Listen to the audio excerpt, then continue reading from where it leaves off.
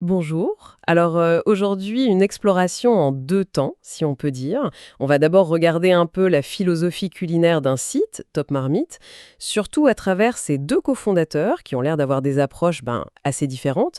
Et puis, deuxième partie, on va zoomer sur un petit fruit qui a beaucoup de vertus, la myrtille. Pour faire ça, on s'appuie sur quoi? D'abord, des extraits d'un document Chefs et philosophie culinaire Top Marmite. Ça nous parle de Clémence Delattre et Marcel Fournier. Et puis on a aussi un article assez détaillé, Myrtille, secrets, usages et bienfaits santé, avec pas mal de données nutritionnelles, des études scientifiques et tout ça. L'objectif en fait, c'est de comprendre comment la tradition et la modernité peuvent cohabiter en cuisine, voire même s'enrichir mutuellement. L'exemple de Top Marmite est intéressant pour ça. Et après, on ira voir pourquoi la myrtille est si bonne pour la santé d'un point de vue scientifique. Bon, alors, commençons peut-être par découvrir ces deux visages de Top Marmite, ces deux personnalités qui façonnent un peu l'identité du site. Alors, il y a d'abord Clémence Delattre, 38 ans, elle est à Paris, cofondatrice. Les sources la décrivent comme l'exploratrice culinaire moderne de l'équipe. Apparemment, elle est curieuse, passionnée, elle aime bien tester des choses, explorer les tendances cuisine santé. Son truc, c'est de dénicher des astuces pour rendre la cuisine plus simple au quotidien. Mais attention, hein, sans jamais sacrifier le goût, hein. Et son inspiration, elle vient d'où? D'après nos infos, ça vient de ses voyages, de son intérêt pour les cuisines du monde, les techniques plus contemporaines aussi. Du coup, ça se voit dans ses recettes, elles sont pensées pour être rapides, saines. Et gourmande, j'imagine. Exactement, saine et gourmande. Vraiment adaptée aux gens qui ont des emplois du temps chargés. On parle de plats colorés, pleins d'énergie. Son but, tel qu'il est rapporté en tout cas, c'est de prouver qu'on peut bien manger tous les jours, même quand on court partout. Elle cherche vraiment l'équilibre entre le plaisir, la santé et le côté pratique. Oui, cette approche de Clémence, telle qu'elle est décrite là, elle colle vraiment aux attentes d'aujourd'hui, hein. Les sources insistent bien sur ce triptyque. Efficacité, santé, et puis le goût, bien sûr. Son travail, il s'inscrit dans des tendances fortes. La cuisine saine et rapide, ce qu'on appelle parfois le healthy fast food, ou même la cuisine fusion, qui mélange les saveurs. Ça montre bien, en fait, à quel point c'est devenu important d'adapter la cuisine à nos vies modernes, quoi. L'innovation, l'ouverture sur d'autres cultures, c'est vraiment ça sa marque de fabrique, d'après ce qu'on lit. D'accord. Et alors face à elle, ou plutôt à ses côtés, on trouve Marcel Fournier, 63 ans. Lui, il est bien ancré en France. C'est l'autre cofondateur. Il est présenté un peu comme le gardien des traditions, hein, la mémoire culinaire de Top Marmite.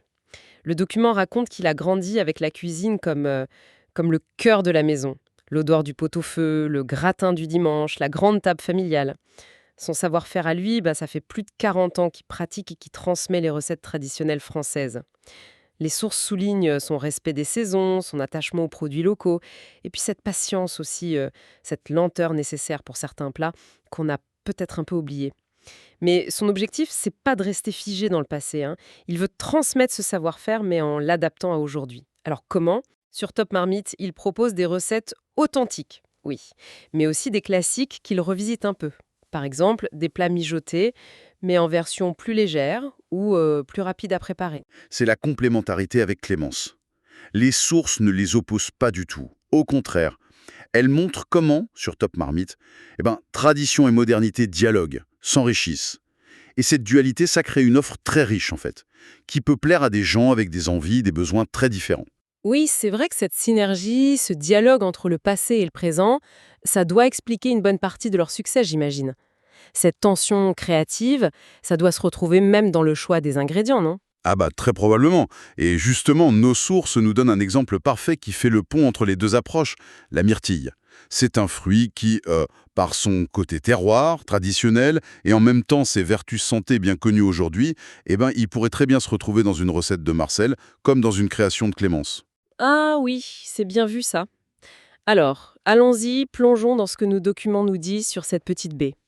D'ailleurs, l'article sur la myrtille commence avec une petite note personnelle attribuée à l'exploratrice culinaire. On devine que c'est Clémence. Elle raconte ses souvenirs d'enfance, la cueillette des myrtilles sauvages en montagne avec son père, et les doigts tout bleus, évidemment. C'est une jolie façon de lier l'émotion, le vécu, à la science dont on va parler maintenant. Alors, concrètement, la myrtille, c'est quoi? L'article donne son nom latin Vaccinium myrtillus. C'est une baie, sauvage ou cultivée, avec sa peau bleu-violacée caractéristique. Elle pousse dans des sols plutôt acides, frais, dans les zones tempérées. Et l'article fait une distinction importante avec le bleuet américain, le Vaccinium corymbosum, celui qu'on trouve plus souvent au supermarché. Il est plus gros, mais surtout sa chair est claire. Alors que la myrtille sauvage européenne, elle, a la chair intensément colorée. Et ça, c'est pas juste pour faire joli. Non, effectivement. Cette couleur foncée, c'est vraiment le signe extérieur d'une richesse intérieure. La source explique que c'est dû à une forte concentration en anthocyanes. Ce sont des polyphénols, en gros. Pour simplifier, ce sont des pigments naturels qui donnent ces couleurs vives aux fruits et légumes, le bleu-violet ici, et qui ont une action antioxydante très puissante. Il faut les voir un peu comme des gardes du corps pour nos cellules, quoi. L'article raconte même cette anecdote assez célèbre là. Pendant la Seconde Guerre mondiale, les pilotes de la RAF, l'armée de l'air britannique, auraient mangé de la confiture de myrtille pour mieux voir la nuit. C'est une légende où il y a un fond de vérité scientifique là-dedans, d'après les sources. Alors oui, c'est une histoire très populaire, ça c'est sûr. Les documents scientifiques cités dans l'article sont un peu plus prudents sur l'effet direct et spectaculaire de la confiture, surtout sur la vision nocturne des pilotes. Mais bon, par contre, ce qu'il confirme, c'est que les composés de la myrtille, et notamment ces fameuses anthocyanes, ont bien des effets bénéfiques sur la santé des yeux en général. Le lien entre la couleur intense du fruit et son pouvoir antioxydant, lui, il est clairement établi. Ces pigments sont de vrais protecteurs cellulaires, comme on disait. Fascinant ce lien entre couleur et protection. Et si on regarde le détail nutritionnel donné dans la source, pour 100 grammes de myrtille fraîche, qu'est-ce qui ressort? Alors, pour 100 grammes, on est sur quelque chose d'assez léger en calories, environ 57 kilocalories. Ce qui est intéressant, c'est l'apport en fibres. 2,4 grammes, ça fait à peu près 8% des apports journaliers recommandés. Pas mal pour la digestion. On trouve aussi de la vitamine C, à peu près 10% des AJR, bon pour l'immunité, la peau, et surtout pas mal de vitamine K. Ah oui. Oui, 19,3 microgrammes, ça représente 16% des AJR. C'est important pour la coagulation du sang et la santé des os. Il y a aussi un petit peu de vitamine A, du magnésium, du potassium. Mais, comme le soulignait bien l'article, les vraies stars de la myrtille, ce sont ses antioxydants, avec les anthocyanes en première ligne. L'article parle d'un score ORAC élevé. Qu'est-ce que ça veut dire concrètement? Capacity. En gros, c'est une mesure faite en laboratoire pour voir à quel point un aliment peut neutraliser les radicaux libres. Ces fameuses molécules instables qui abîment nos cellules et nous font vieillir plus vite. Un score ORAC élevé, comme celui des myrtilles, ça veut dire un fort potentiel antioxydant. Le mécanisme, il est simple. Les antioxydants viennent désamorcer ces radicaux libres et ça réduit ce qu'on appelle le stress oxydatif. Donc, dans une optique de santé globale, de prévention, intégrer des aliments avec un bon score ORAC comme la myrtille, c'est pertinent d'après ces infos. D'accord, c'est plus clair. L'article détaille ensuite les bienfaits spécifiques, avec des recherches à l'appui. On commence par la santé des yeux. Qu'en disent les sources? Elles indiquent que ces pigments spécifiques, les anthocyanosides, semblent protéger la rétine. Ils aideraient à mieux s'adapter à l'obscurité et ils favoriseraient aussi la microcirculation sanguine dans l'œil. Certaines études, même si l'article précise qu'elles sont parfois encore préliminaires, suggèrent un rôle possible pour ralentir la DMLA, la dégénérescence maculaire liée à l'âge. Ensuite, il y a tout l'aspect circulation sanguine et santé cardiovasculaire. Là, les bénéfices ont l'air assez nets. Oui, les polyphénols, les anthocyanes, on leur attribue plusieurs actions positives. Ils aideraient à garder les vaisseaux sanguins souples et en bonne santé. L'article parle d'améliorer la fonction endothéliale. C'est la santé de la paroi interne des vaisseaux, en fait. Il contribuerait aussi à réguler la tension artérielle, et il y a des essais cliniques, cités dans la source, qui auraient montré une baisse de certains marqueurs d'inflammation dans le corps. Et il y a ce point sur le cholestérol. La source dit que l'action antioxydante limite l'oxydation du cholestérol LDL.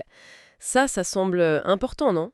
Effectivement, l'oxydation du LDL, le mauvais cholestérol, c'est une étape vraiment clé dans le développement de l'athérosclérose, le durcissement des artères. Si les antioxydants de la myrtille aident à freiner ce processus, comme le suggère l'article, c'est un mécanisme d'action assez direct et qui pourrait être très bénéfique pour le cœur et les vaisseaux à long terme. C'est sans doute un des points les plus étudiés, oui. On parle aussi d'effets anti-vieillissement, protection cellulaire. Ça rejoint l'idée du score ORAC élevé. Tout à fait. C'est la conséquence directe de cette capacité à neutraliser les radicaux libres, à réduire le stress oxydatif. Et le stress oxydatif, c'est un des grands moteurs du vieillissement de nos cellules. L'article va même jusqu'à mentionner des recherches qui suggèrent une possible amélioration de la souplesse de la peau, une certaine protection contre les UV, mais il précise bien que ça s'inscrit dans une alimentation équilibrée globalement. C'est pas une pilule miracle. Un autre domaine qui a l'air passionnant, c'est le cerveau. Soutien cognitif, mémoire. Comment la myrtille agirait là-dessus? Alors, l'article explique que les anthocyanes, ces fameux pigments, arrivent à traverser la barrière hémato-encéphalique. C'est une sorte de filtre protecteur du cerveau. Une fois dans le cerveau, il pourrait avoir des effets neuroprotecteurs. Des études sont citées, notamment chez des personnes plus âgées, où une consommation régulière de myrtille serait liée à de meilleures performances de mémoire et une plus grande vitesse pour traiter l'information. Les mécanismes possibles, une meilleure circulation sanguine dans le cerveau et une réduction de l'inflammation au niveau des neurones. C'est impressionnant, hein, quand même. Et pour finir le tour d'horizon des bienfaits, l'article parle de santé urinaire et digestive. Oui, un peu comme leurs cousines les canneberges, les cranberries. Les myrtilles contiendraient des composés qui empêcheraient certaines bactéries, comme E. coli, de s'accrocher aux parois des voies urinaires. Ça aiderait à prévenir les infections. Et pour la digestion, c'est plus simple. Les fibres qu'elles contiennent, solubles et insolubles, c'est bon pour réguler le transit et pour nourrir notre microbiote, les bonnes bactéries de l'intestin. Franchement, quand on fait le bilan, c'est une sacrée liste de bienfaits pour un petit fruit. On voit que ça agit un peu partout dans l'organisme. C'est exactement ça. Les sources mettent bien en lumière des effets qu'on dit systémiques. Antioxydants, anti-inflammatoires, bons pour la circulation. La myrtille jouit sur plusieurs tableaux et contribue au bien-être général. Ce qui nous amène tout naturellement à la question pratique. Bon, comment on fait pour en profiter au mieux? Justement, l'article donne plein de conseils pratiques. D'abord, la saison et les variétés. Pour les myrtilles fraîches, la pleine saison, c'est l'été, juin-août pour les sauvages européennes, Vaccinium myrtillus, et ça peut aller jusqu'en septembre pour certaines variétés cultivées, Vaccinium corymbosum. Mais la bonne nouvelle, c'est qu'on les trouve toute l'année, surgelées ou séchées. Et l'article dit qu'elles gardent une bonne partie de leurs nutriments comme ça. Il insiste à nouveau sur la différence. La sauvage est petite, la chair est colorée, le goût intense, et elle est très riche en anthocyanes. La cultivée, celle du supermarché, est plus grosse, chair claire, goût plus doux. Elle est sélectionnée pour le rendement, la conservation, ce qui fait que parfois elle est un peu moins concentrée en polyphénol. L'article recommande aussi de choisir bio. Pourquoi? Alors, pour deux raisons principales d'après la source. Évidemment, pour limiter l'exposition aux pesticides, mais aussi parce que certaines études suggèrent que les plantes en bio, comme elles sont parfois un peu plus challengées par leur environnement, elles pourraient produire plus de composés protecteurs comme les antioxydants. C'est une piste intéressante. Et concrètement, on les utilise comment au quotidien? Ah là, les possibilités sont immenses. Fraîches, elles sont délicieuses nature, mais elles sont fragiles, faut les manger vite. Surgelées, c'est parfait pour les smoothies, les compotes, les gâteaux, et la congélation préserve bien les nutriments. Séchées, c'est super en snack, dans les mueslis, mais attention, c'est plus concentré en sucre. On trouve aussi de la poudre de myrtille, c'est pratique à mettre dans un yaourt, une boisson. L'article suggère de les mettre dans les salades de fruits, ou même salées, pourquoi pas, dans les yaourts, les porridge, les clafoutis, les muffins. Et il renvoie même à des idées recettes sur Top Marmite. Ça boucle la boucle avec nos chefs du début. Et quelle quantité on devrait viser pour avoir des bénéfices? L'article suggère une portion d'environ 100 à 150 grammes par jour de myrtille fraîche, ou l'équivalent surgelé, pour avoir un apport significatif. Par contre, si on prend des compléments alimentaires, des extraits standardisés en anthocyanes, là c'est très important de bien suivre la dose indiquée par le fabricant, parce que c'est beaucoup plus concentré. Et est-ce qu'il y a des précautions particulières à prendre? Oui, deux points importants sont soulevés. Premièrement, comme elles sont riches en vitamine K, ça peut interagir avec les médicaments anticoagulants, ceux qui fluidifient le sang. Donc, les personnes qui prennent ce type de traitement doivent être modérées dans leur consommation et surtout en parler avec leur médecin. Deuxièmement, comme tout aliment riche en fibres, si on en mange beaucoup d'un coup, ça peut causer des petits soucis digestifs chez les personnes sensibles. Rien de grave, mais il faut y aller doucement si on n'a pas l'habitude. Bon, en résumé, on retient que la myrtille, c'est pas seulement bon, c'est aussi super polyvalent, facile à intégrer partout. Le mieux, c'est de manger le fruit entier, si possible bio ou sauvage, pour avoir le maximum de bonnes choses, tout en restant raisonnable sur les quantités, surtout si on prend certains médicaments. Exactement. La myrtille, c'est un bel exemple d'aliment simple, mais qui est un vrai concentré de bienfaits et qui agit sur plein d'aspects de notre santé. Alors, si on devait synthétiser les points clés de notre discussion d'aujourd'hui, d'abord, l'exemple de Top Marmite nous montre cette belle alliance entre l'héritage culinaire, incarné par Marcel, et puis une approche plus moderne, santé, pratique, avec Clémence. Leur succès vient sans doute de cet équilibre. Ensuite, on a vu que la myrtille est une vraie petite bombe nutritionnelle. Vitamine C et K, des fibres et surtout, ces fameux antioxydants très puissants, les anthocyanines, qui lui donnent sa couleur et beaucoup de ses vertus. Et ces bienfaits, ils sont variés. Protection des yeux, santé du cœur et des vaisseaux, soutien du cerveau, lutte contre le vieillissement des cellules, et même un coup de pouce pour la digestion et les voies urinaires. Et enfin, on a vu que c'est facile de la consommer sous différentes formes, fraîche, surgelée, séchée. Privilégier le sauvage ou le bio peut apporter un petit plus. Mais il faut garder en tête les quelques précautions, notamment pour la vitamine K. Au fond, qu'est-ce que tout ça nous dit? Peut-être que bien se nourrir, c'est justement ça.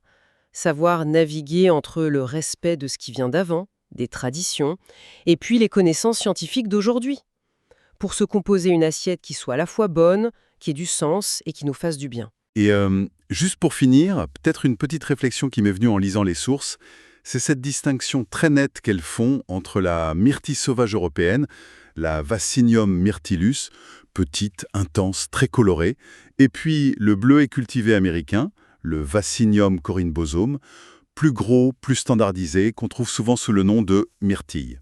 Ça peut nous amener à nous poser la question, est-ce que dans notre quête permanente de facilité, de rendement, d'uniformité dans ce qu'on mange, est-ce qu'on ne risque pas parfois de perdre un peu de vue certaines qualités nutritionnelles plus subtiles, des saveurs originelles plus fortes, ou même des liens écologiques importants qui sont liés à ces variétés sauvages ou plus anciennes?